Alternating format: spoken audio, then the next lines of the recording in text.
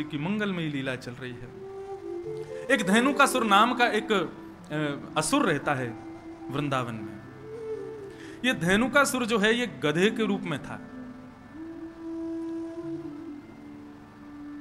भगवान को जब ये बात पता चली, ग्वाल बालों ने आकर के कही, बोले लाला, एक धेनुकासुर नाम का एक दैत्य रहता है, वो अपने बगीचे में खेलने नहीं जाता, उसके बगीचे के आसपास यदि कोई पहुंच जाए तो वो मारने आ जाता है, तू वाको वध कर दे। लेकिन ठाकुर जी के मन में कोई और लीला चल रही है। लाल जी कह रहे हैं धेनुकासुर का वध मेरे हाथों होना जरूरी नहीं है, मेरे हाथों यमुना को अपवित्र करने वाला विशैला जो नाग है, कालिया, उसका वध होना बहुत जरूरी है। और कालिया के वध के लिए दाऊ दादा का हमारे साथ में वन ना जाना बहुत जरूरी है। क्यों? बोले बलराम जी कौन है? शेषावतार, शेषनाग ही तो हैं। और बोले नाग के सामने दूसरे नाग को मारेंगे, उसको देखने में अच्छा थोड़ी लगेगा। वो कितने भी हमारे बड़े भैया हों, लेकिन अपनी जात का पक्ष तो लेंगे, अपनी प्रजाति का पक्ष तो लेंगे। ऐसी कोई लीला की जाए कि दाऊ दादा हमारे साथ एक दिन वन जाने से चूकें और हम कालिया नाग को मारें। अच्छा ठाकुर जी ये लीला क्यों कर रहे हैं? बहुत ध्यान से सुनना। बदला लेना चाह रहे हैं बलराम जी से। बड़े भैया और छोटे भैया, दो भाई जिस घर में होते हैं उनको पता होगा, बड़ा भैया हमेशा कहा करे छोटे भैया को चिढ़ाते ही रहे। और ठाकुर जी को बहुत चिढ़ाते हैं दाऊ दादा, इतना चिढ़ाते हैं, इतना चिढ़ाते हैं, सूरदास जी ने तो एक पद लिख दिया। एक दिन ठाकुर जी रोते रोते मैया के पास पहुंच गए और मैया से जाके बोले, मैया तू मेरी बात सुन ले आज। मैया बोली कहा बात है लाला? रूठ के बैठ गए, बोले मैं खेलन नहीं जाऊंगा आज। बोले क्यों ना जाएगा? तब ठाकुर जी गा रहे हैं सूरदास जी की वाणी में, इतना सुंदर भाव है। इस सुंदर भाव के चित्रण को अपने मन में बनाइएगा। कैसे लग रहे हैं ठाकुर जी? मैया मोहे दाहू बहुत खिजावे, मैया मोहे दाहू बहुत खिजावे। मैया या दाऊ को तू समझा ले, 24 घंटा मेरे पीछे पड़ो रहे, मुंह को बहुत बहुत चिढ़ावे। और खिजावे को मतलब एक हमारी ब्रज भाषा में खींच रहे हो मतलब चिड़चिड़ा रहे हो, मतलब अब खींचना कैसे बताएं, क्या कहेंगे खींचने को? चिढ़ना ही कहते हैं। देख कितना खींच रहा है, मतलब चिढ़ रहा है? रिसियारो, अभी रिसियानो ना समझेंगे सब रे। रिसियाना समझते हैं? कितनों रिसियारो, रिसियाने को मतलब क्रोध में भर करके मुट्ठी बांध करके और फिर उल्टा सीधा बोलना, वो उस समय उसको बोलते हैं रिसियाना। गुस्सा, चिढ़ करके गुस्सा जो आता है उसको कहते हैं खींचना। लाल जी कह रहे हैं मोए दाऊ बहुत खिजावे, मुंह को बहुत चिढ़ावे। मैया बोली क्यों रे लाला? कहा के ही दाऊ ने तोते। तब लाल जी कह रहे हैं मोसो कहत मोल को लीनो, मोसो कहत मोल को लीनो, तू जसमत कब जाए, मैया मोहे दाऊ बहुत खिजावे। क्या कहवे? दाऊ कहा कहवे तोते? बोले मोसो कहत मोल को लीनो। मोते के लाला तो हम आधी रोटी पे लेके आए, कहीं ते तू यशोदा को थोड़ा ही है। तू यशोदा को लाला ना है तो को तुम आधी रोटी पे ले आए, कहीं ते मांग लाए हम। यशोदा मैया बोली अरे लाला तू दाऊ की बातन पे विश्वास क्यों करे? वो तो ऐसे ही बोलता रे। बोले मुंह को विश्वास करना पड़े। बोले क्यों? बोले दाऊ अगली बात कहा कहवे,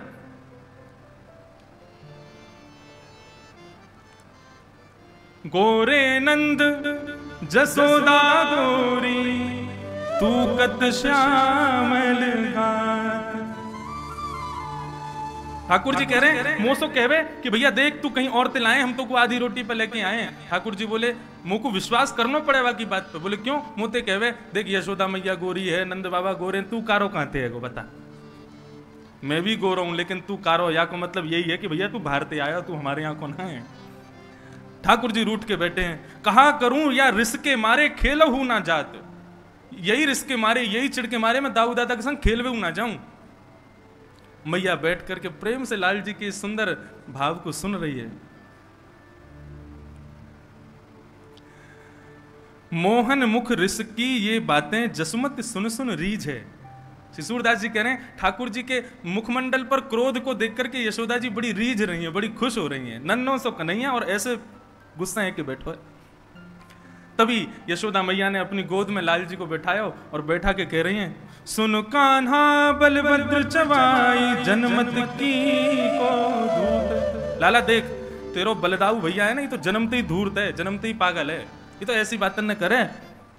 सूर श्याम मोए गोधन की सो हो माता तू पूत। लाला तू गुस्सा मत हो, मैं अपनी गैयान की सौगंध खा के तो को बता रही हूं, मैं ही तेरी मैया हूं और तू ही मेरो लाला है, हम तो को कहीं भारत ना लेके आए हैं। तब ठाकुर जी मैया से लिपट करके सो जाऊंगी। ऐसे ठाकुर जी को चढ़ाते हैं श्री बलदाऊ जी। कबहू बढ़ेगी चोटी मैया मोरी, ठाकुर जी चोटी पकड़ के बैठ जाए, मेरी चोटी कब बढ़ेगी। और सूरदास जी का ही भाव है, तो ठाकुर जी, मुझे भाव आगे का याद नहीं, दाऊ दादा की चोटी दिखा करके ठाकुर जी कहते हैं, बोले अजगर हूं सो मोटी, अजगर जैसी मोटी लंबी लहरीली चोटी या की है गई, मेरी क्यों ना इतनी मोटी चोटी। तब दाऊ दादा फिर चढ़ाते हैं, बोले तो को कच्चो दूध पिवावे यशोदा मैया, मुंह को तो बढ़िया छान के धोटो दूध पिवावे, या हमारी मेरी बड़ी है रही है। ऐसी ऐसी लीला दाऊ दादा कन्हैया के साथ में करते हैं। आज ठाकुर जी बोले मुंह को बदला लेनो आते, जब देखो मेरे पीछे पड़ो रे, कछु करन ना देवे, और सब ग्वाल बालन के संग मिलके मेरी बड़ी हंसी उड़ावे। आज या दाऊ दादा को ही देखनो मुझे।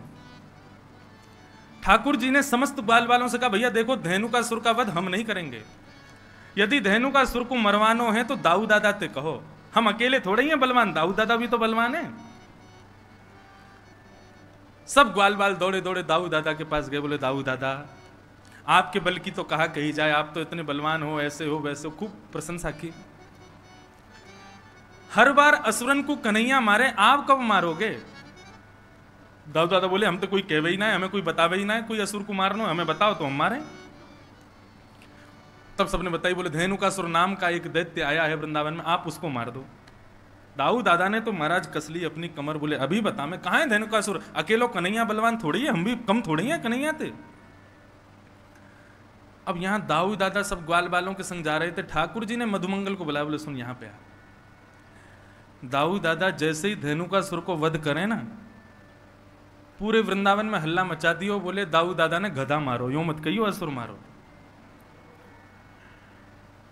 पूरे वृंदावन में हल्ला मचवा दी और सबंत कह दियो दाऊ दादा ते छुए नहीं, गधा को मार के आए।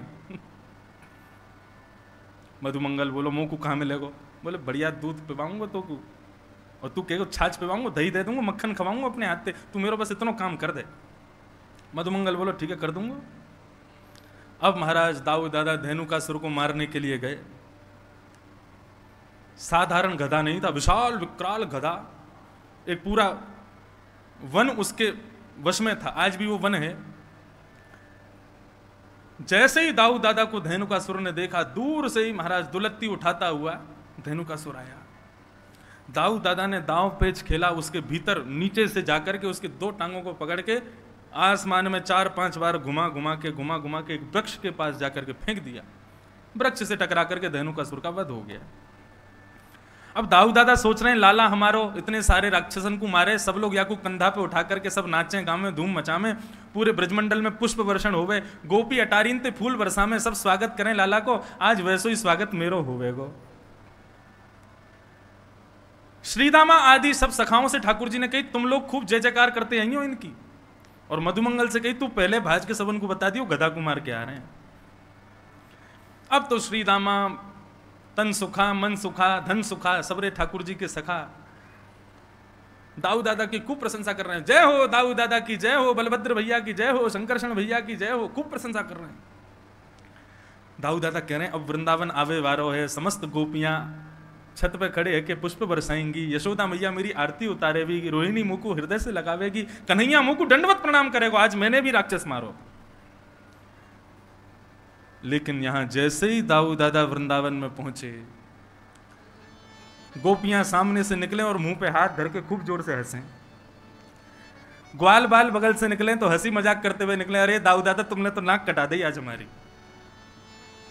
अटारीन पे गोपियां सब खड़ी हैं लेकिन मुंह को ढक करके खड़ी हैं और जोर जोर से हास परिहास कर रही हैं। दाऊ दादा जिस गली से निकले वहां यदि समूह होता सब अरे भागो भागो भागो, यदि छुवियों मत गधा को मार के आयो है।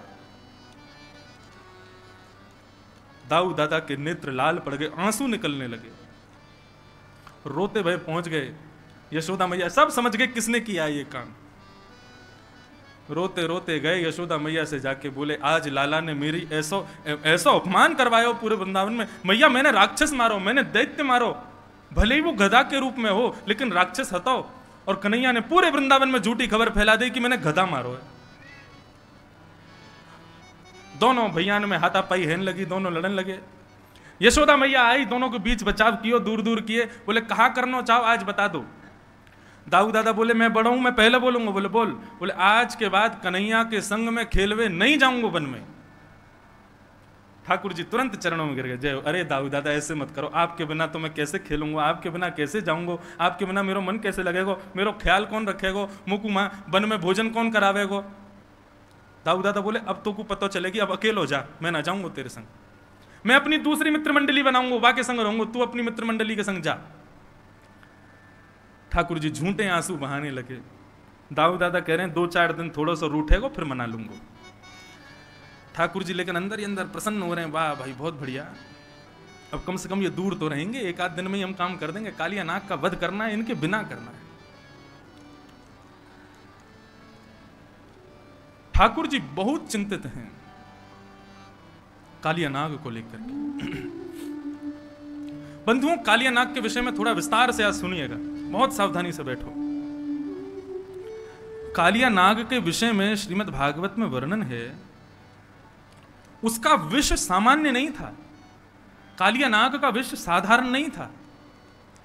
ऐसा कहते हैं कि कालिया नाग जिस क्षेत्र में रहता था तो करीब 200 गज यमुना जी का क्षेत्रफल कालिया नाग ने अपने विष से विषैला किया हुआ था।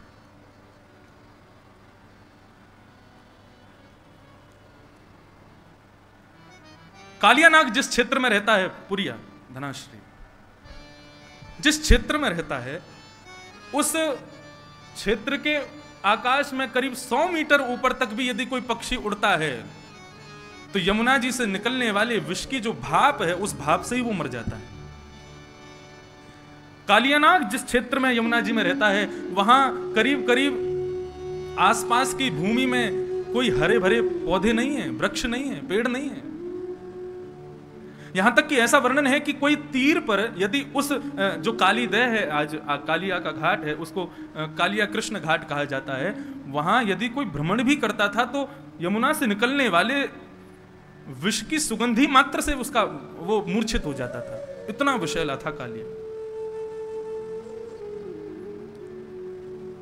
भगवान को 2-4 बार खबर मिली कि कुछ गाय यमुना का जल पीने के लिए जाती हैं और वहां यमुना जल पीते ही मूर्छित हो जाती हैं। बंधुओं, यमुना कौन है? यमुना साक्षात भक्ति है। और कालिया कौन है? कालिया ही अहंकार है। कई वैष्णव जन ऐसे होते हैं, कई भक्तगण ऐसे होते हैं, उनके भीतर भक्ति तो होती है लेकिन अहमत्व का त्याग वो लोग नहीं कर पाते। एक सूक्ष्म मैं भक्त हूं, यह भी एक अहंकार है, ऐसा अहम उनके भीतर बना रहता है। ठाकुर जी कहते हैं मुझको वो हल्का सा भी अहम प्रिय नहीं है, अहंकार प्रिय नहीं है। यमुना भक्ति स्वरूपा है और उसमें अहंकार रूपी कालिया नाग टिक नहीं पाएगा।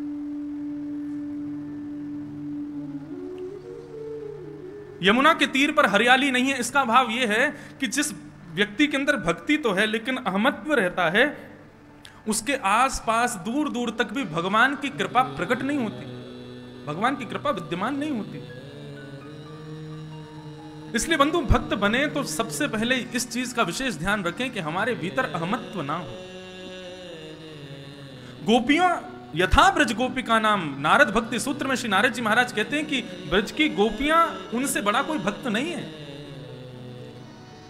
लेकिन रास करते करते उनके भीतर भी एक अहमत्व की गंध तो आई थी, जिसके कारण ठाकुर जी वहां से भी अंतर ध्यान हो गए।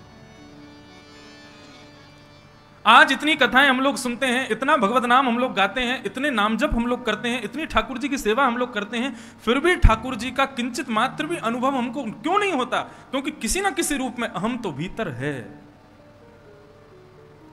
कालिया नाग हमारे भीतर बैठा है।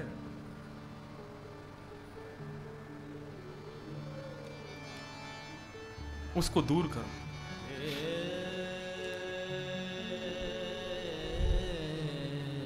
लेकिन एक आश्चर्य की बात, काली दह पर एक भी वृक्ष नहीं है, एक भी हरियाली नहीं है, एक भी घास नहीं है विष के कारण, लेकिन एक कदम्ब का वृक्ष है जिस पर चढ़कर के भगवान कूदे थे।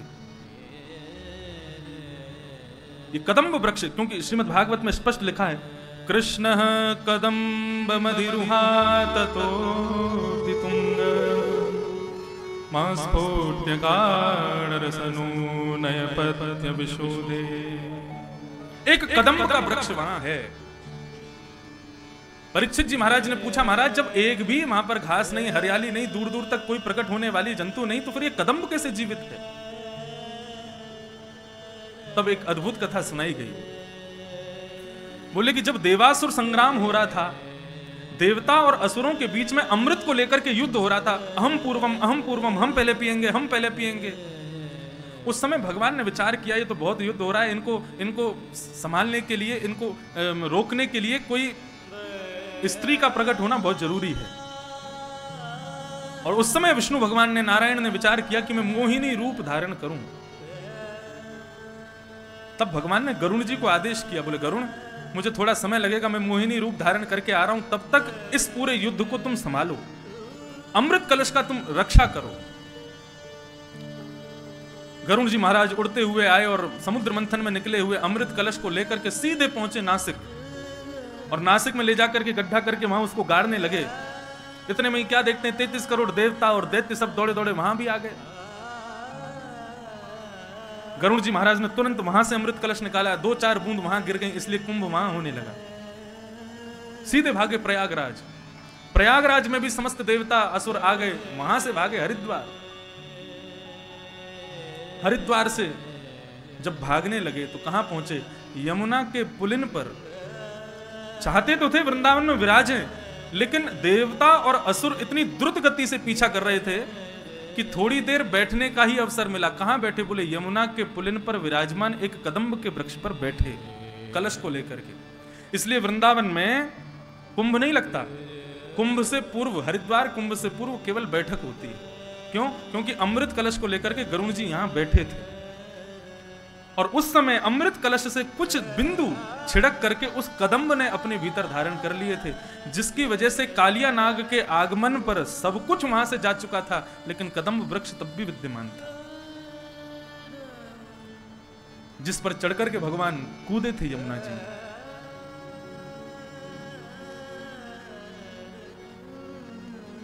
एक कदम्ब वृक्ष था बस। आज प्रातःकाल का सूर्य उदय हुआ, अपनी समस्त ग्रहचर्याओं को निवृत्त होकर के ठाकुर जी अपने समस्त ग्वाल मंडली के साथ में कंडुक क्रीड़ा करने के लिए यमुना पुलिन पर जाने लगे। आज ठाकुर जी उस दिशा में जा रहे हैं जहां आज तक कभी नहीं गए। मधुमंगल, श्रीदामा आदि सब ठाकुर जी को रोक रहे हैं। बलराम जी होते हैं तो बलराम जी जो कहते हैं ठाकुर जी को करना पड़ता है, लेकिन आज रोकने वाला कोई नहीं। श्रीदामा कहते हैं लाला आज हम दूसरी तरफ क्यों जा रहे हैं? बोले आज हम यहीं खेलेंगे। वहां खेलते खेलते हार गए। सब ग्वाल बाल कहते हुए जा रहे हैं लाला यहां मत जा, हमने सुनी है यहां पे कोई कालिया नाग रहवे, और वाक्य कारण गैया और कोई भी ग्वाल बाल यदि वहां विचरण करे तो मूर्छित है जाए। हमने तो सुनी है ऊपर से कोई पक्षी भी उड़ के चलो जाए तो वाको भी मरनो है जाए, इतनो विष निकले यमुना जी में थे। अरे ठाकुर जी बोले सब बनी वही बात है, कोई यमुना में कूद के स्नान ना करे, या हमारे सबने भ्रम फैला रखो, ऐसा कछू ना है, चलो मेरे साथ। जैसे ही पहुंचे बंजर भूमि, दूर दूर तक केवल काली रेत दिखाई दे रही है। सब ब्रजवासी बालक घबरा रहे हैं, लेकिन ठाकुर जी के हृदय में जो भाव है वो ठाकुर जी को पता है। कंडुक क्रीड़ा करते करते इस प्रकार से क्रीडन किया कि मधुमंगल श्रीदामा की जो गेंद थी ठाकुर जी ने उसको यमुना जी में फेंक दिया। जैसे ही यमुना जी में जाकर के गेंद गिरी है, ठाकुर जी ने अपनी माया से ही श्रीदामा के हृदय में प्रवेश किया और श्रीदामा के माध्यम से जिद करवाने लगे कि मुझको तो वही गेंद चाहिए। नहीं तो क्रीड़ा करते करते कितनी गेंद खोती हैं, कभी श्रीदामा मधुमंगल क्रोधित नहीं होते, कुंपित नहीं होते, लेकिन आज श्रीदामा जिद कर रहा है मुझको वही गेंद चाहिए। बाकी के सब सखा मंडली के सब श्रीदामा से कह रहे हैं अरे ठीक है लाला दूसरी गेंद आ जाएगी, ऐसे तो जाती रहे, तू आज इतना गुस्सा क्यों है रोए? श्रीदामा बोला सब शांत है जाओ, कन्हैया मुझको वही गेंद चाहिए, लेके आ। ठाकुर जी बोले यहाँ में कालिया नाग रहे, श्रीदामा देख ले, कूद जाऊंगा मैं। बोले मोको कछु ना पतो, कैसे भी करके लेके आ। ठाकुर जी बोले मोको चुनौती मत दे, मैं कूद जाऊंगा। सब ग्वाल बाल वहां श्रीदामा और ठाकुर जी के बीच के जो वाद संवाद हैं, युद्ध है, उसको शांत करने की कोशिश कर रहे हैं। लेकिन इतने में ही ठाकुर जी ने अपनी काली कमली को कसा और एक मल्ल की तरह, एक पहलवान की तरह ठाकुर जी कहते हैं आज या कालिया नाग को ही देखूंगा। कदम पर जैसे ही चढ़े, श्रीदामा को स्मृति आई कि ये क्या हो रहा है। लाला तू कदम पे काई को चढ़ो। बोले तेने कही ना तुमको गेंद चाहिए, मैं गेंद लेके आऊंगा। अब तो श्रीदामा कहने लगा, बोले नहीं नहीं लाला यहां मत कूदियो, तू वापस आ जा। इतना कहना ही हुआ कि ठाकुर जी ने कदम के डाल से एक छलांग मारी और सीधे काली देह में प्रवेश कर गए। काली देह में भीतर प्रविष्ट हो गए ठाकुर जी। सब ग्वाल बाल त्राहिमाम चिल्लाते हुए दौड़े वहां से बन की वृंदावन की ओर। सब ब्रजवनिताओं को बुलाने के लिए, ब्रजवासियों को बुलाने के लिए सब दौड़े हैं। यहां काली देह में जैसे ही ठाकुर जी ने प्रवेश किया, प्रवेश करते ही कालिया नाग सो रहा है और कालिया नाग की नाग पत्नियों ने ठाकुर जी का दर्शन किया। श्री शुकाचार्य जी वर्णन कर रहे हैं, नाग पत्नियां कह रही हैं ठाकुर जी लग कैसे रहे हैं। तम प्रेक्षणीय सुकुमार घनावदातम श्रीवत्स पीतवसनम स्मित सुंदराश्यम क्रीडन्तम प्रतिभयं कमलोदरांग्री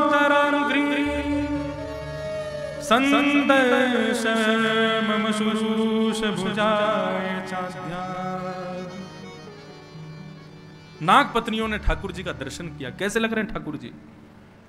प्रेक्षणीय, ये शब्द सुनने योग्य। तम प्रेक्षणीय, प्रेक्षणीय का मतलब क्या है? एक तो होता है कि किसी को देख करके आपको अच्छा लगा, लेकिन थोड़ी देर अच्छा लगा फिर आप चले गए। लेकिन एक होता है किसी की रूप माधुरी को देख करके आप उस रूप माधुरी पर इतने आसक्त हो गए कि उससे नजर हटा ही नहीं पा रहे हो। इसको कहते हैं प्रेक्षणीय। नाग पत्नियां मन में विचार कर रही हैं ये कौन आया यमुना जल में। बोले प्रेक्षणीय है कोई, मतलब उससे नजर हटा नहीं पा रही हैं। इतना सुंदर सुकुमार, एक छोटा सा कुमार बालक है। और कैसा है? श्रीवत्स, श्रीवत्स का चिन्ह ठाकुर जी की छाती पर दिखाई दे रहा है। पीत वसनम, पीतांबरी पहनी हुई है। स्मित सुंदर, स्मित कहते हैं एक मधुर सी एक मुस्कान मुखमंडल पर है, जिससे ठाकुर जी अत्यंत सुंदर लग रहे हैं। क्रीडंत मत प्रतिभयम, क्या कर रहे हैं? बोले तैर रहे हैं जल के भीतर। कमलोदरांघ्री, संपूर्ण अंग कैसा है? बोले कमल के भांति कोमल जैसा अंग है ठाकुर जी का। स्वामी श्री हरिदास जी महाराज कहते हैं ऐसी छवि को देख करके, ऐसे ही देखत रहूं मैं जन्म सुफल कर मानो, ऐसे ही देखत रहूं मैं जन्म सुफल कर मानूं। यही भाव है प्रेक्षणीय का। मतलब नाग पत्नियों का मन हो रहा है कि हम इसको देखते ही रहें, इससे नजर हटावे नहीं, इतना सुंदर है। ऐसे सुंदर सुकुमार ठाकुर जी को देख करके नाग पत्नियां मोहित हो गई। तभी ठाकुर जी भीतर प्रवेश करते हैं और नीचे देखते हैं और देख करके देखते हैं कि कालिया नाग सोया हुआ है। वेग से जाते हैं ठाकुर जी और उसके सोए हुए फण के ऊपर अपना पादप प्रहार करते हैं और उस प्रहार से कालिया नाग विशाल रूप धारण करके ठाकुर जी के सामने खड़ा हो जाता है। एक तो सर्प गुस्सैल होता है और उसमें भी सोए हुए सर्प को छेड़ दिया जाए तो उस समय उसका क्रोध इतना भयंकर होता है कि यदि किसी को डस दे तो दुनिया की कोई ताकत उसको बचा नहीं सकती। 101 फन हैं कालिया नाग के। विशाल विकराल कालिया नाग ठाकुर जी के सामने खड़ा हो गया। जैसे ही ठाकुर जी को देखा, कुछ सोचता तो बाद में सबसे पहले फन मारा। जैसे ही फण मारने के लिए आगे बढ़ा, ठाकुर जी 2 कदम पीछे को हट गए। जैसे ही पीछे हटे तो फण जाकर के ठाकुर जी के चरण के अंगुष्ठ के अग्रभाग में लगा। शुकाचार्य जी वर्णन करते हैं, परीक्षित ठाकुर जी पूर्ण रूपेण मन बना करके गए थे कि आज कालिया नाग को जीवित नहीं छोड़ेंगे, लेकिन कालिया नाग ने जैसे ही फण मारा और वो फण जाकर के ठाकुर जी के चरणों के अग्र भाग में लगा तो ठाकुर जी के मन में आया, बोले अरे कालिया नाग, मैं तो तुझे मारने आया था, लेकिन अब तेने प्रणाम कर लिया, अब तू शरणागत हो गया, अब तेरा वध नहीं कर पाऊंगा। शरण गए प्रभु ताही ना त्यागा, त्याग नहीं सकता तुझे मैं अब। पीछे हट गए ठाकुर जी। जैसे ही नीचे फण मारा तो फण नीचे जमीन में लगा, उससे और ज्यादा लग गई कालिया नाग के, तो और कुंपित हो गया, क्रोधित हो गया। आबाल वृद्ध बनिता सर्वेंग पशुवृत्तय, सब दौड़े दौड़े आए। जैसे ही पूरे वृंदावन में पता चला कि ठाकुर जी काली देह में कूद गए हैं, छोटे छोटे बालक, बड़ी वृद्ध माताएं, युवती, गोपियां सब दौड़े हैं यमुना पुलिन की ओर। और ऐसा वर्णन करते हैं कि दौड़ करके वहां खड़े होकर देख नहीं रहे, सब दौड़ करके काली देह में कूदने को ही तत्पर हो रहे हैं। इतने में ही बलराम जी पहुंचे और बलराम जी ने जाकर के काली देह के किनारे पर समस्त गोपांगनाओं को, समस्त ब्रजवासियों के चरणों में प्रणाम करके सबको रोका कि कृष्ण प्राणान निर्विशस्तो नंदादीन विक्षयतम हृदम। बलराम जी समझा रहे हैं, बोले आपको कृष्ण पर विश्वास नहीं है, इतने बड़े बड़े राक्षस आए लेकिन हमारे कन्हैया का बाल बांका किसी ने किया? अरे भूल गए क्या गर्गाचार्य जी कह के गए थे, नारायण समो गुणई ही, नारायण के समान गुण वाला है हमारा कन्हैया, थोड़ी देर प्रतीक्षा करो, हमारा कन्हैया बाहर निकल के आवेगो।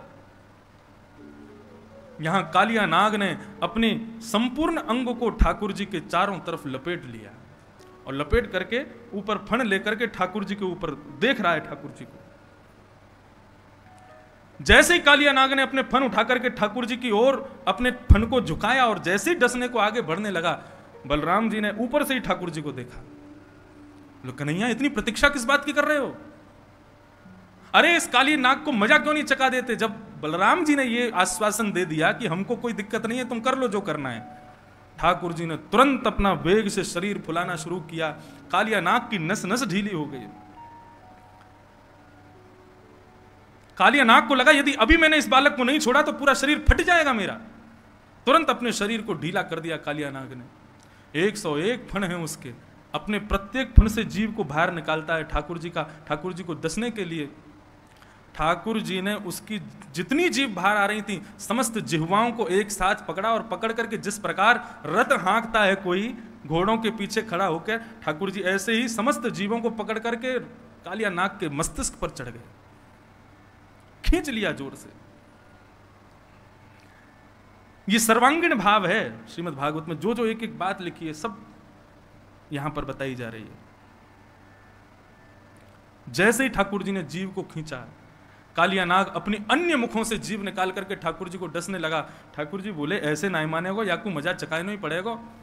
जिस जिस मुख से अपना फण बाहर निकालता है उस फण पर ठाकुर जी अपनी एड़ी दबाते हैं, चरण नहीं रखते हैं, अपने चरण के पिछले भाग से उसके मस्तिष्क को रोंदते हैं। अब 101 फण वाला कालिया नाग कभी पहली जीव को निकाले, कभी 10वीं जीव को निकाले, कभी 80वीं जीव को निकाले। जिस जिस जीव को कालिया नाग निकाले ठाकुर जी उतनी द्रुत गति से उसके मस्तिष्क पर प्रहार करते हैं। करते करते इतनी तीव्र गति से, इतनी द्रुत गति से ठाकुर जी वहां पर कूदने लगे कि आकाश में दर्शन कर रहे समस्त देवताओं को लगने लगा कि ठाकुर जी कहीं तांडव नृत्य तो नहीं कर रहे।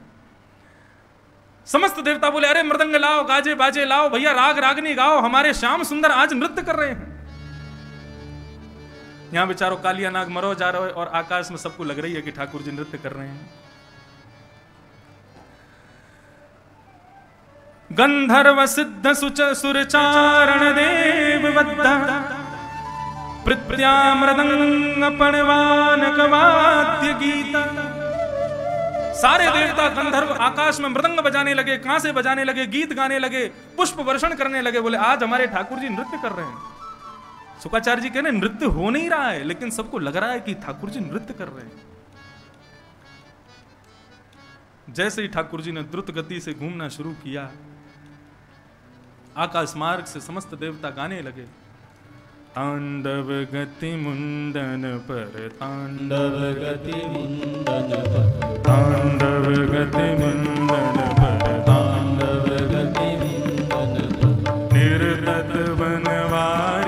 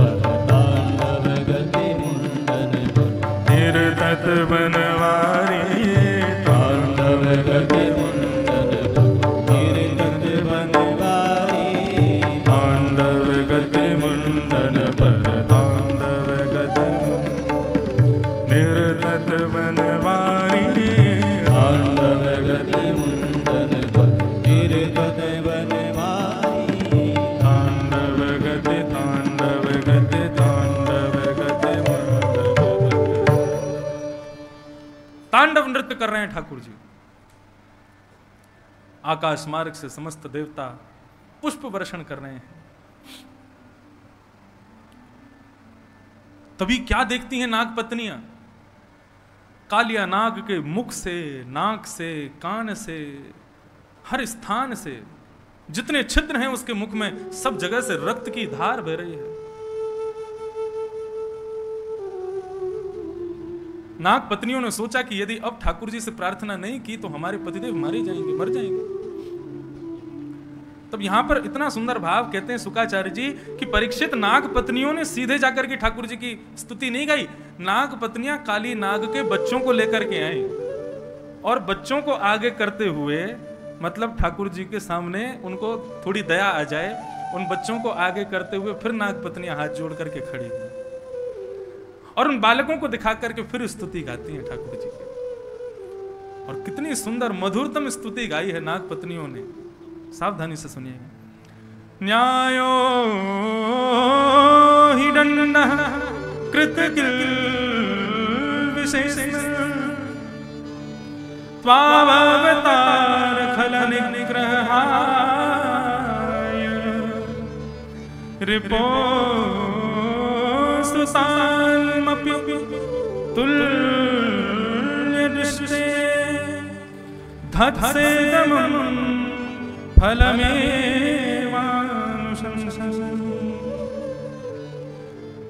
नाग पत्नियां कह रही हैं, हे प्रभु, न्यायो ही दंडः कृतकिल विशेषमिन। किलविश कहते हैं पापी को, पाप को। पाप करने वाले को दंड मिलना चाहिए, वही न्याय है प्रभु। लेकिन आपका अवतार भी इसी के लिए हुआ है। खलों को इस प्रकार से सुधारने के लिए ही आपका अवतार हुआ है। बल्कि आपका स्वभाव तो कैसा है? बोले रिपोह सुतान अपपि, बोले आप अपने दुश्मन में और अपने पुत्र में भी भेद नहीं करेंगे यदि वो गलत हो तो। हम जानते हैं प्रभु आपका स्वभाव मंगलमय है, निर्मल है। लेकिन हम तो ऐसा समझती हैं कि हमारा पति पापी नहीं है, इसने पाप नहीं किया है। तो बोले क्या है? बोले धत्से दमम अनुग्रहोयम भवतः कृतो ही नो। हमारा पति पापी होता तो आप दंड देते, लेकिन आप दंड नहीं दे रहे हैं। आप तो हमारे पति के ऊपर, कालिया नाग के ऊपर कृपा कर रहे हैं। अपने चरणार विंदों को उसके प्रत्येक मस्तिष्क पर रख करके आप कृपा कर रहे हैं। भगवान बोले आपको इसमें कृपा का दर्शन कहां से हो रहा है? इसमें मेरी कृपा कहां दिख रही है? मैंने क्या दुर्गति कर दी कालिया नाग की और आप कह रहे हो मैं कृपा कर रहा हूं? तब गोपियां कितनी अच्छी बात कहती हैं। नना का पृष्ठम न च सार्वभौमम् न पारमेष्ठम् न रसाधिपत्यम् न योग सिद्धि अपुनर्भवम् वा वाञ्छन्ति यत्पादरजोऽभिषेकम् वाञ्छन्ति यत्पादरज प्रपन्ना। श्रीमद् भागवत में ये श्लोक अनेक जगह है, एक जगह पर अलग भाव है। यहां पर कालिया नाग की पत्नियां क्या कह रही हैं? आप हमारे पति के ऊपर कृपा कर रहे हैं, उसको मार नहीं रहे हैं। भगवान बोले इसमें कृपा का दर्शन कहां हो रहा है? बोले एक बात बताइए, सर्वश्रेष्ठ जो भक्त होते हैं आपके, उनको आप क्या कहते हैं? भगवान बोले प्रपन्न। प्रपन्न में और भक्त में अंतर क्या है? भक्त किसे कहते हैं? जिसको राधा रमण जी की याद करनी पड़ती है, जिसको राधा रमण जी के दर्शन के लिए वृंदावन आना पड़ता है, जिसको राधा रमण जी की मंगला के लिए सुबह 4 बजे उठना पड़ता है, उसको कहते हैं भक्त। मतलब जो ठाकुर जी को याद करने की कोशिश करे उसको कहते हैं भक्त, लेकिन जो याद में ही पड़ा रहे उसको कहते हैं प्रपन्न। जो कभी ठाकुर जी की विस्मृति जिसको होती ही नहीं है उसको प्रपन्न कहते हैं। और हमारे श्री वैष्णव रामानुज संप्रदाय में भक्त को श्रेष्ठ नहीं बताया। श्री कृष्ण गोविंद हरे मुरारे हे नाथ नारायण वासुदेव श्री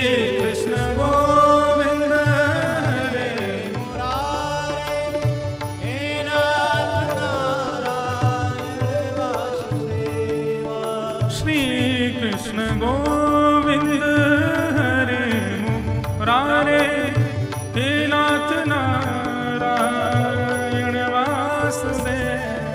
श्री कृष्ण गोविंद हरे मुरारे, हे नाथ नारायण वासुदेव। हे नाथ नारायण वासुदेव। हे नाथ नारायण वासुदेव। श्री कृष्ण गोविंद हरे मुरारे, हे नाथ नारायण वासुदेव। श्री कृष्ण गोविंद हरे मुरारे, हे नाथ नारायण वासुदेव। बहुत ध्यान से सुनिएगा। मुझे वास्तव में इतना आनंद आया जब नागपत्नियों की स्तुति सुनी। वो कितने बुद्धिमत्ता से, कितनी बढ़िया तरीके से अपने पति को बचा रही हैं। वो भगवान से कहती है, प्रभु आपके विशिष्टतम भक्त को क्या कहा जाता है? प्रपन्न। और प्रपन्न का अर्थ क्या होता है? जो आपको याद करता है, कभी कभी उसको भक्त कहते हैं, या जिसको याद करने के लिए कोशिश करने, या फिर इतना कहें, समझिए, भगवत प्राप्ति के लिए जो साधनों का सहारा लेवे उसको कहते हैं भक्त, और बिना साधन के साध्य की प्राप्ति कर ले उसको कहते हैं प्रपन्न। जैसे कि मैं माला क्यों जप रहा हूं, मेरे हाथ में माला क्यों है? बोले माला जप रहा हूं, बिना माला के मुझसे नाम जपा नहीं जाता। तो आप भक्त हो, आप साधक, आप प्रपन्न नहीं हो। आपको माला की जरूरत है तभी नाम जप पाओगे, नहीं तो नहीं जप पाओगे। अरे आज वेंकटेश भगवान कैसे लग रहे हैं? बोले उसके लिए तो यहां से जाना पड़ेगा, तिरुमला जाना पड़ेगा, तिरुमला से तिरुपति जाना पड़ेगा, लाइन में लगना पड़ेगा, तब जाके वेंकटेश भगवान के दर्शन होंगे, तब बताएंगे कैसे लग रहे हैं। भक्त का मतलब होता है साध्य की प्राप्ति के लिए साधन की आवश्यकता, और प्रपन्न का मतलब है साधन के बिना ही साध्य की प्राप्ति। एक प्रपन्न भक्त की कथा सुनाएं।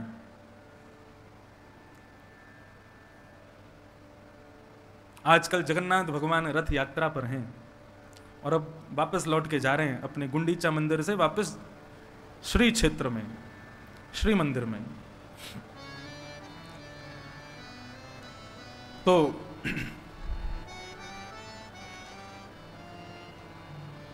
ये बात है 17वीं सदी की। भगवान श्री जगन्नाथ का एक अद्भुत भक्त हुआ। एक ब्राह्मणी कन्या थी, बहुत सुंदर थी। उसकी सुंदरता पर अकबर का सेनापति मिलेच्छ वो आकृष्ट हो गया। उसका नाम था कालबेग। उस ब्राह्मणी कन्या का हरण करके, बहुत ध्यान से सुनिएगा सब लोग इस कथा को, कालबेग ने उस ब्राह्मणी कन्या का हरण कर लिया और हरण करके ले गया और उस ब्राह्मणी कन्या का गर्भाधान कर दिया। उस कन्या ने विचार किया कि मैं समुद्र में कूद करके अपने प्राणों का परित्याग कर दूं, लेकिन मन में विचार करती है कि मेरे गर्भ में भले ही पिता कोई भी हो, लेकिन मेरा बालक है। मेरे साथ जो कुछ भी मेरे जीवन में हुआ मैं उसको भूल जाऊं, लेकिन मैं एक बालक को भगवान का परम भक्त बनाऊं। ये भावना उसके हृदय में आई और तब उस ब्राह्मणी कन्या ने एक बालक को जन्म दिया। हठ पूर्वक उसके पिता ने, अपना नाम था कालबेग, तो उसका नाम रख दिया सालबेग। सालबेग सालबेग बचपन से ही अपनी मैया से श्री जगन्नाथ जी की मंगलमयी कथाओं को श्रवण करता था। श्री जगन्नाथ जी की रथ यात्रा कैसे होती है, जगन्नाथ जी का भात कैसे बनता है, जगन्नाथ जी का रूप कैसा, बलभद्र सुभद्रा कैसे हैं, ये सब अपनी मैया से सुनता था। धीरे धीरे सालबेग बड़ा हो गया। एक दिन सालबेग अपने घर की छत पर बैठा था, तभी वो देखता है कि अड़ोस पड़ोस के लोग सामान बांध करके बैलगाड़ियों में बैठ करके और जा रहे हैं। उसने अपनी माँ से पूछा, माँ ये सब लोग कहाँ जा रहे हैं? तब उसकी माँ ने बताया, बोले बेटा ये सब लोग श्री जगन्नाथपुरी जा रहे हैं, जगन्नाथ भगवान की रथ यात्रा में जा रहे हैं। जैसे ही सालबेग ने सुना जगन्नाथ जी की रथ यात्रा, उछलने लगा, मचलने लगा, माँ मैं भी जाऊं इनके साथ में, मुझे भी दर्शन करना है। सालबेग की माँ ने कहा, बेटा तुम ऐसे कुल में उत्पन्न हुए हो कि तुमको जगन्नाथ जी के दर्शन का सौभाग्य कभी नहीं मिलेगा। आज भी जगन्नाथ भगवान के दर्शन गैर हिंदुओं को नहीं प्राप्त होते, बस तब जब रथ यात्रा में आते तभी दर्शन का सौभाग्य मिलता है। साल्विक की मां ने कहा यदि तुम गए भी तो तुम्हारा पिता रुष्ट हो जाएगा, तुम्हारी अनुपस्थिति में कुछ भी कर सकता है मेरे साथ। इसलिए बेटा यहीं बैठ करके जैसा मैंने तुमको बताया ऐसे ही जगन्नाथ जी के मंगल में दर्शन किया करो। साल्वेग रुदन करने लगा। 700 कोस दूर है जगन्नाथ धाम, और साल्वेग अपनी छत पर बैठ करके श्री जगन्नाथ जी के मंगलमय रूप का स्मरण करते हुए उड़िया भाषा में एक गीत गाता है। अब मुझे संपूर्ण तो नहीं आता, मैंने ये कथा लगभग आज से 5 वर्ष पहले जब जगन्नाथपुरी में कथा हुई थी तब कही थी, तब के बाद आज कह रहा हूं। आज ये प्रसंग सुनते समय प्रपन्न भक्त का स्मरण कर रहा था। कौन प्रपन्न भक्त, किसके बारे में बताऊं? अनेकों हैं, सभी प्रपन्न हैं, लेकिन तब स्मरण आया साल्वेग का। साल्वेग भगवान की वहीं बैठा बैठा स्तुति गाता, अद्भुत स्तुति है। अहे नील शैल प्रबल तारण, अहे नील शैल प्रबल तारण, मुआरत दर्शन,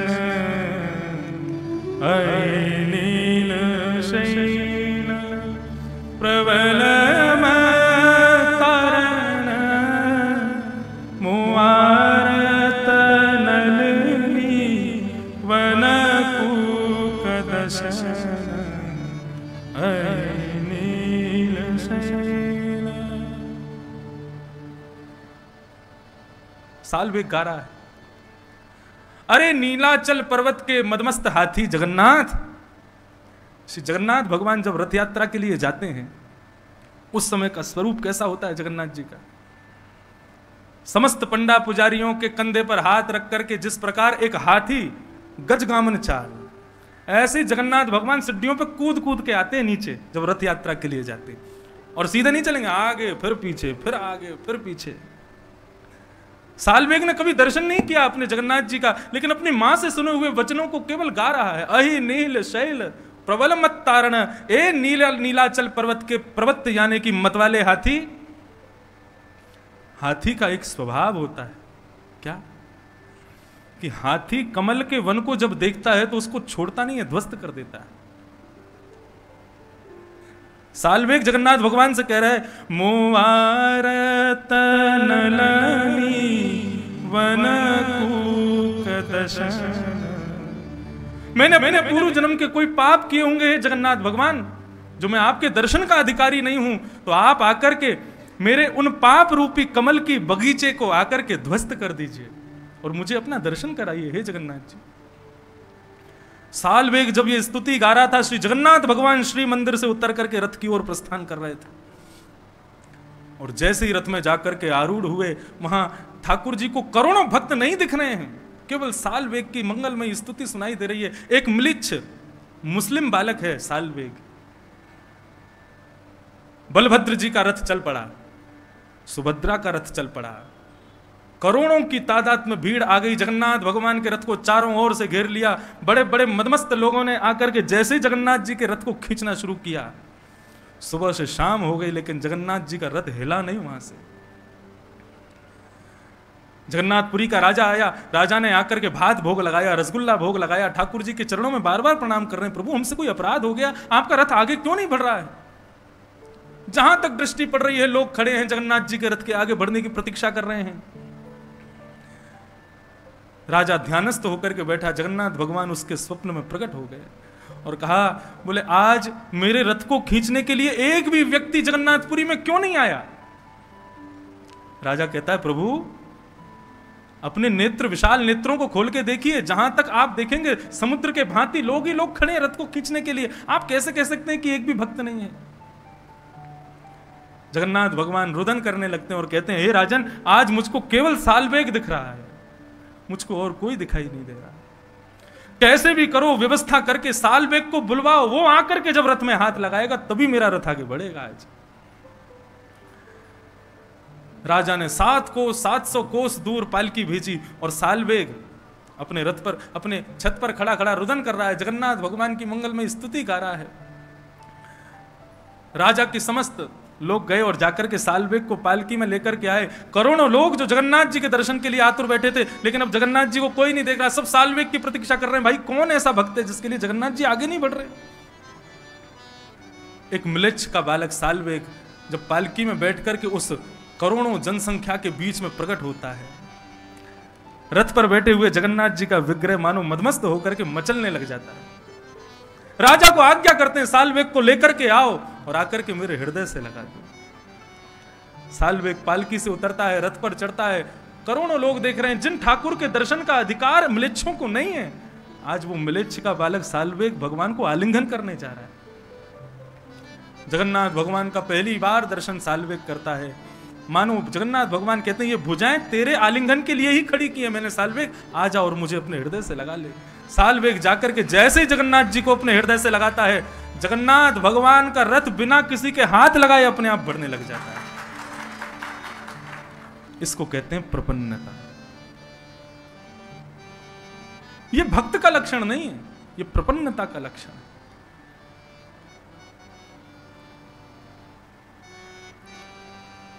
ऐसी अद्भुत कथा सालवेग की। सालवेग ने पूरी स्तुति गाई, मैंने हिंदी अनुवाद पढ़ा है उसका। इतना अद्भुत भाव है, इतना सुंदर भाव है। श्री गिरधर लाल जी का तृतीय जन्मोत्सव जगन्नाथपुरी में होगा तो ये उड़िया भाषा का सालवेग का गीत पूरा गाएंगे और पूरे का भाव सुनेंगे वहां पर। सालवेग पर श्री जगन्नाथ जी ने कृपा की। तो गोपियां कह रही हैं, वांछन्ते यत्पादरच प्रपन्नः। बोले प्रभु आपके प्रपन्न भक्त क्या चाहते हैं आपसे? कुछ नहीं चाहते। न नाग पृष्ठम न च सार्वभौमम न पारमेष्ठम न रसाधिपत्यम न योग सिद्धि पुनर्भवम बा। ना ही उनको स्वर्ग चाहिए, ना ही उनको वैकुंठ चाहिए, ना ही सार्वभौम चाहिए, ना ही रसाधिपत्य चाहिए, ना ही नरक का स्वामी बनना है उनको। आपके प्रपन्न भक्त को केवल आपके चरणों की रज चाहिए और कुछ नहीं चाहिए। ये प्रपन्न भक्त की ख्वाहिश है जीवन की, उसको केवल आपके चरणों की रज चाहिए। और आज हमारे पति को चरण रज नहीं, साक्षात आपके श्री चरणारविंद प्राप्त हो रहे हैं। हम कैसे कह लें, हम कैसे समझें इस बात को कि हमारा पति कोई कोई कोई किल्विश है, इसने कोई पाप किया है? नहीं प्रभु, हमारे पति ने जरूर ही तपः सुतपम किमनेन पूर्वम, इसने जरूर अपने पूर्व जन्म में कोई तप किया होगा जिसके फलस्वरूप आपके चरणारविंद इसको प्राप्त हो रहे हैं।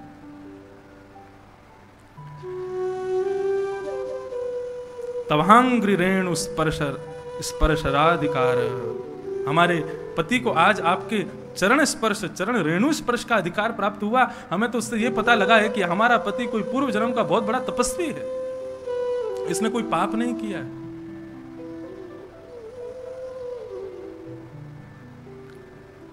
एक रसिक जन कह रहे थे, कालिया नाग ने इशारे में कहा होगा अपनी पत्नियों से, तो हाँ ठाकुर जी थोड़ा बहुत जो कृपा मुझे दे रहे हो इनको और दे दो। ये बहुत कह रही है मेरे पे कृपा दृष्टि हो रही है, एक एक फन से रक्त निकल रहा है, ऐसी मेरी दुर्गति हो गई। और ये कह रही है कि आपने बहुत कृपा की हमारे पति के ऊपर। पत्नियां कहने लगी चुपचाप खड़े रहो, हम बचा के ले जा रही हैं तुमको यहां से। लेकिन ठाकुर जी ने मना कर दिया, बोले मैं नहीं उतरूंगा नीचे, आज इसको जीवित नहीं छोड़ूंगा।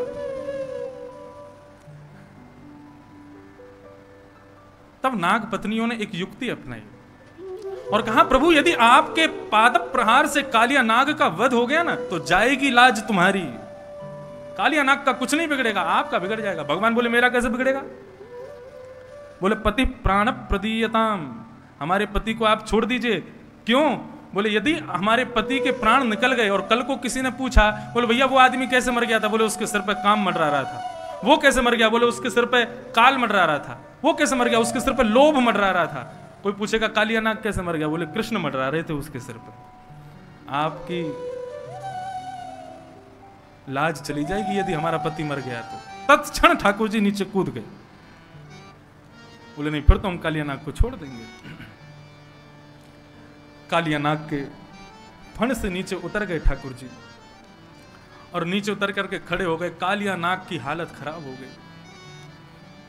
भगवान से कहने लगा, अरे उतर क्यों गए, आ जाओ अभी और मारो, जान से खत्म कर दो, मार दो हमको, जीवित क्यों छोड़ रहे हो आप। कालिया नाग कहता है, स्वभावो दुष्टजो नाथ लोकानां यद सद्गृह।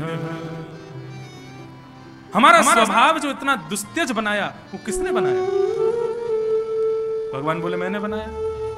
पूरी सृष्टि की रचना आप करते हैं, प्रत्येक मानव को आप बनाते हैं, प्रत्येक जीव को आप बनाते हैं। हम सर्पों को आपने बनाया, सर्पों का इतना भयभीत, इतना भयावह स्वभाव आपने बनाया, हमारी जिह्वा में विष आपने भरा। भले अपने जन्म से मिले हुए स्वभाव को कोई कैसे छोड़ सकता है? कालिया नाग स्पष्ट करता है, स्वभावो द्विस्तजो नाथ लोकानाम यदसत ग्रह। व्यक्ति सबको छोड़ सकता है, लेकिन जन्म के बाद जो सबसे पहला स्वभाव उसके भीतर आता है, उसको छोड़ना बहुत मुश्किल होता है। प्रभु, मुझे विषैला आपने बनाया, मुझे क्रोधी आपने बनाया, इसमें मेरी क्या गलती है? आप मुझे क्यों मार रहे हैं? बहुत दुस्त्यज होता है जन्म से मिले हुए स्वभाव को छोड़ना।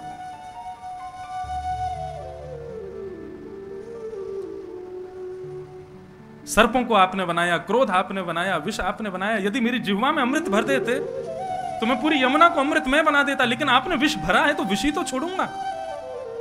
मेरी क्या गलती है उसमें?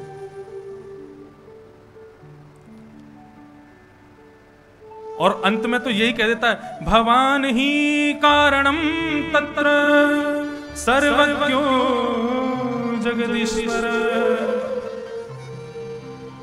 ये जो कुछ भी हो रहा है, मैंने यमुना को विषैला किया, मेरे कारण इतनी सारी गाय, इतने सारे ग्वाल बाल मारे गए, इन सब में मेरा कोई दोष नहीं है। भगवान ही कारणम, आप ही कारण हो, क्योंकि आपने ही मुझे ऐसा बनाया। भगवान थोड़ी देर तो सुनते रहे, और सुनते सुनते मन में विचार करने लगा, भी ये कालिया नाग अपने जाल में फंसा रहा है। काली, बाली, बलि, इन तीनों के आगे भगवान हार गए। कालिया नाग कह रहा है, मुझ में विष भरा, मेरी क्या गलती? बाली कहता है, मुझे मेरे सामने आके मार के दिखा दे, छुपके क्यों मारा? अब बलि कहता है, प्रभु आपने 2 पग से तीनों लोक नाप लिए, तीसरा पग मेरे सिर पर रख दो, ठाकुर जी कुछ कर ही नहीं पाए।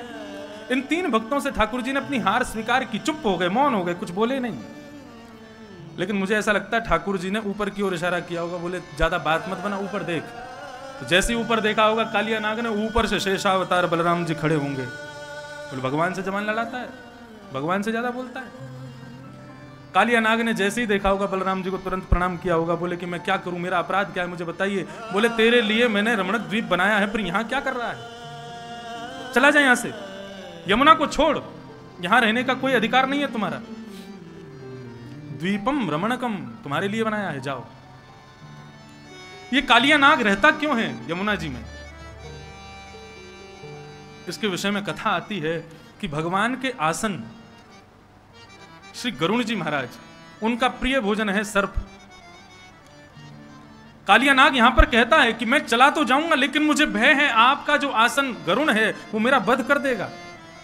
भगवान बोले डरने की जरूरत नहीं है। बोले क्यों? बोले अब तू वैष्णव हो गया है, तेरे मस्तिष्क पर मेरे चरण चिन्ह अंकित हो गए हैं, अब गरुण जी तेरा कुछ नहीं बिगाड़ेंगे, तू चला जाए यहां से। गरुण जी का प्रिय भोजन सर्प, आए दिन सर्पों का भोजन करते हैं गरुण जी। सब सर्पों की मंडली ने एक दिन चिंता व्यक्त की, बोले भैया ये गरुण जी हम में से किसी को रोज खा जाते हैं, हम लोग कुछ कह भी नहीं पाते क्योंकि भगवान के वाहन हैं। तब सर्पों के मुखिया ने कहा, बोले भैया एक काम करो, 9 प्रकार की प्रजाति होती है सर्पों की, बोले काम करो गरुण जी को एक बार यहां पर भोजन पर बुलाओ और उनसे प्रार्थना करेंगे भैया इसका कोई समाधान निकालो, इस प्रकार आप तो किसी को भी खा जाओगे। गरुण जी महाराज को बुलाया गया, गरुण जी से प्रार्थना की गई, बोले प्रभु आप इस प्रकार सर्पों का हनन मत किया कीजिए, प्रिय वस्तु रोज नहीं खानी चाहिए, कभी कभी खानी चाहिए। सर्पों ने कहा अब किसी को गुलाब जामुन रसगुल्ला पसंद है तो रोज थोड़ी खाए, रोज खाने से उसका सुख भी कम हो जाता है और उसके फिर उससे रोग होने की भी संभावना होती है। आप तो रोज ही खा जाते हो हम में से किसी को भी उठा के। तो बोले हे गरुण भगवान, हम आपको वचन देते हैं, महीने की प्रत्येक पूर्णिमासी को एक वृक्ष निर्धारित कर दिया, उस वृक्ष पर हम में से एक सर्प को हम छोड़ दिया करेंगे, आप आके उसको पा लिया करना, लेकिन रोज खाना बंद कर दीजिए। अब इतना स्वागत किया, सम्मान किया सर्पों ने, तो गरुण जी ने उनकी बात मान ली, बोले ठीक है हम इसी प्रकार करेंगे। अब कोई सर्प बहुत वृद्ध हो जाता, लूला लंगड़ा हो जाता, उसका कोई काम नहीं रहता, तो उसको ले जाके वहां वृक्ष पे छोड़ देते, गरुड़ जी आके उसको खा जाते। एक दिन बारी आई कालिया नाग की। कालिया नाग को जैसे ही पहुंचाया गया उस वृक्ष के पास, क्रोध में चला तो गया, लेकिन कालिया नाग को अपने अत्यंत विषैला होने का बहुत अभिमान था। जैसे ही गरुड़ जी महाराज इसका भोजन करने के लिए आए, कालिया नाग ने अपने विशाल 101 फणों से भयंकर विष को छोड़ा। गरुड़ जी महाराज बोले, सूर्य को दीपक दिखाता है, अपने वाम पंख से ऐसा प्रहार किया और कालिया नाग को खाने के लिए जैसे ही दौड़े, कालिया नाग इतनी द्रुत गति से दौड़ा, दौड़ता दौड़ता दौड़ता सीधे जाकर के यमुना जी में विराजमान हो। प्रश्न उठा कि भाई यमुना जी में कैसे आश्रय मिल गया, यमुना जी में क्यों नहीं गए गरुड़ जी? तब वर्णन आता है कि गरुड़ जी का दूसरा प्रिय भोजन है मछली। गरुड़ जी रोज यमुना के तट पर आते और वहां से बड़ी बड़ी मछलियों को खा जाते। उनके बालक अनाथ होकर के रुदन करने लगते। यमुना जल के भीतर बैठे थे सौभरी ऋषि, तपस्या कर रहे थे। सौभरी ऋषियों ने जब देखा कि इतने सारे छोटे छोटे मछलियों के बालक रो रहे हैं, उनसे पूछा क्या कारण है? बोले हम सब अनाथ हो गए। बोले क्यों? गरुड़ जी हमारे माता पिता का भोजन कर ले गए। सौभरी ऋषि ने गरुड़ जी को जाकर के कहा कि आइंदा से आप यमुना जल में आकर के इन मत्स्यों को खाना बंद कीजिए, आप मत खाया कीजिए। गरुड़ जी बोले मेरा प्रिय भोजन मैं कैसे छोड़ सकता हूं? क्रोध में भर करके सौभरी ऋषि ने शाप दे दिया। बोले मैं शाप देता हूं, यदि आपने कभी यमुना जी में आकर के यहाँ के मत्स्य को, मछली को उठा करके खाने की कोशिश की, तत्क्षण आपके प्राण निकल जाएंगे। तब से गरुड़ जी ने ये निर्णय कर लिया कि कहीं भी जाएंगे लेकिन यमुना के पास आते ही नहीं, क्योंकि आएंगे तो फिर खाने की इच्छा होगी। इसलिए कालिया नाग आकर के यमुना जी में छिप करके बैठा था। आज भगवान ने कहा कि चले जाओ रमण द्वीप में जाकर के रहो, यहां तुम्हारा कोई काम नहीं। कालिया नाग ने अपने समस्त परिवार के साथ ठाकुर जी के चरणों में प्रणाम किया और प्रणाम करता हुआ भगवान का कीर्तन करते करते वहां से प्रस्थान करने लगा। जैसे ही ठाकुर जी बाहर आए, समस्त ब्रजवासियों ने जाकर के ठाकुर जी को अपने हृदय से लगा लिया। कभी कोई गोपी हृदय से लगावे, यशोदा तो छोड़े ही नहीं रही है। एक बड़े रसिक संत हैं, वे ऐसा वर्णन कर रहे थे कि जैसे ही ठाकुर जी कालिया नाग को मार करके बाहर आए तो सब ब्रजवासी देख रहे थे ऊपर से क्या क्या लीला चल रही है। जैसे ठाकुर जी कालिया नाग को मार के बाहर आए तो कई लोगों ने ठाकुर जी को प्रणाम किया। ब्रजवासियों में प्रभुता देख करके ठाकुर जी को अच्छा नहीं लगा और ठाकुर जी बाहर निकल करके यशोदा मैया के अंक में जाकर के लिपट गए और रोने लगे। बोले मैया मुझको या कालिया नाग ने बहुत परेशान किया, मुझको बहुत दर्द है रहे हो, पूरे अंग अंग में दर्द है रहे हो है। यशोदा मैया बोली मेरे लाला को दर्द कैसे दूर होएगो? तो ठाकुर जी बोले मोकू अबई अपनो दूध पिवा तबई मेरो दर्द दूर होएगो। समस्त ब्रजवासियों के भीतर जो ठाकुर जी के प्रति प्रभुता जगी थी उसको दूर करने के लिए ठाकुर जी बालकों की तरह लीला करने लगे और यशोदा मैया के पयोधर से लिपट करके दुग्ध पान करने लगे।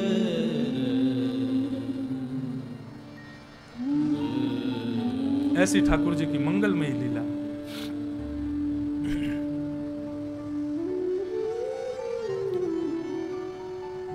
ब्राह्मण आए, ब्राह्मणों ने आकर के नंद बाबा से कहा देहि दानम द्विजातीनां कृष्ण ने मुक्ति है तबे।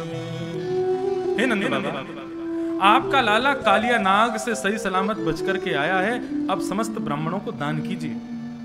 कहने का अभिप्राय, जितनी भी बार ठाकुर जी ने कोई मंगलमयी लीला की, ब्राह्मण आए हैं और ब्राह्मणों ने दान मांगा है और नंद बाबा ने दिया है।